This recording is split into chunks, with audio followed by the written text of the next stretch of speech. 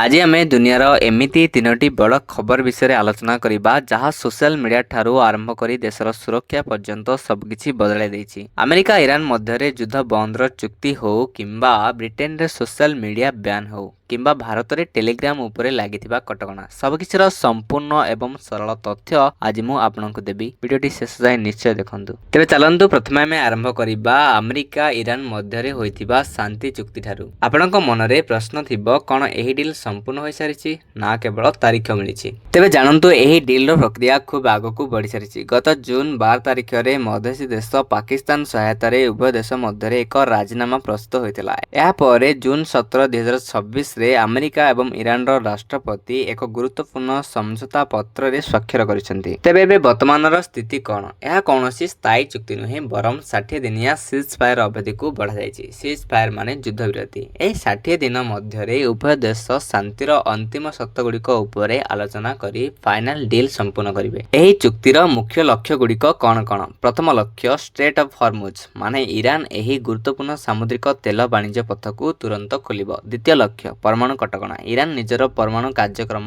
बंद करिबो। तृतीय लक्ष्य प्रतिबंधकरू मुक्ति, बदल रे अमेरिका ईरान उपरु आर्थिक कटकणा कोहल करिबो। एबा आसीबा द्वितीय बड़ खबर को। ब्रिटेन सरकार एक ऐतिहासिक निष्पत्ति नेछंती। 16 वर्षर कम बयसर पिलामानंक पाई सोशल मीडिया संपूर्ण रूपे बैन करा जाउछि। एथिरे फेसबुक, इंस्टाग्राम, टिकटॉक, स्नैपचैट एवं यूट्यूब भली बड़ प्लेटफॉर्म शामिल अछि। किंतु पिलामाने पाठपढ़ा, म्यूजिक स्ट्रीमिंग एवं पितामातांक सह जोगाजोग पाई व्हाट्सएप व्यवहार करि परिबे। एबे हम जानिबा कि काहेकि ब्रिटेन एही सोशल मीडिया प्लेटफॉर्म गुडी को बैन कला। ब्रिटेन रो टेक्नोलॉजी सेक्रेटरी लीज केंडलଙ୍କ कहवा अनुसार पिलामानंकु सेमानंकर पिलादिन फेराई देबा एही आईन रो उद्देश्य। यार मुख्य कारण गुडी कहला मानसिक स्वास्थ्य माने अधिक स्क्रॉलिंग जोगु पिलामानंक मानसिक स्थिति खराब होछि। ता सहित सुरक्षा और शोषण, अजणा लोकंक सह चैटिंग एवं लाइव स्ट्रीमिंग जोगु पिलामाने ब्लैकमेलिंग और ऑनलाइन शोषण रो शिकार होइसंती। तृतीय कारण हैला टेक कंपनी मानंक मनमुखी कार्य। सरकारंक कहवा कथा टेक कंपनी मानंकु सुधारिबाकू सुजोग मिलिथिला किंतु सेमाने विफल हेले।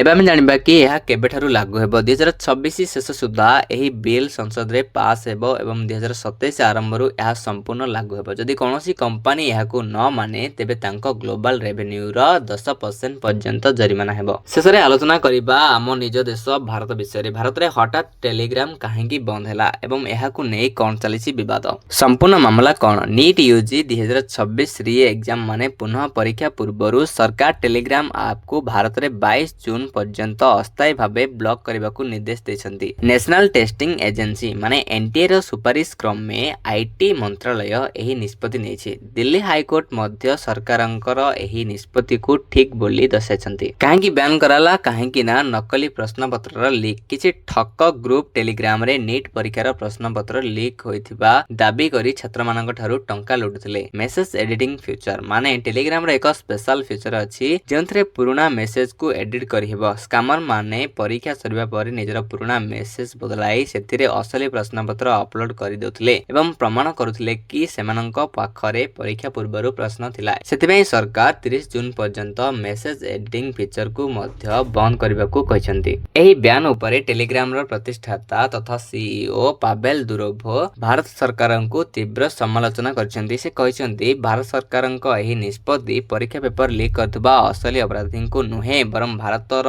15 कोटी माने 150 मिलियन प्लस साधारण टेलीग्राम व्यवहारकारी को दंड देउछि। एही बैन द्वारा किछि लाभ हेबनी कारण प्रश्न पत्र लीक करथबा लोक माने एबे अन्य ऐप को चली गलेनी। तेबे संग माने सुरक्षा नारे गोटे संपूर्ण ऐप को बैन करिबा केते दूर ठीक आ पिलांक भविष्य पई सोशल मीडिया बैन हेबा दरकार कि नाही? आपनक मतामत कमेंट बॉक्स रे निश्चय जणांतु। एमिति वीडियो पाई उत्कल जीएस को सब्सक्राइब करिया को भूलंतु नाही। जय हिंद।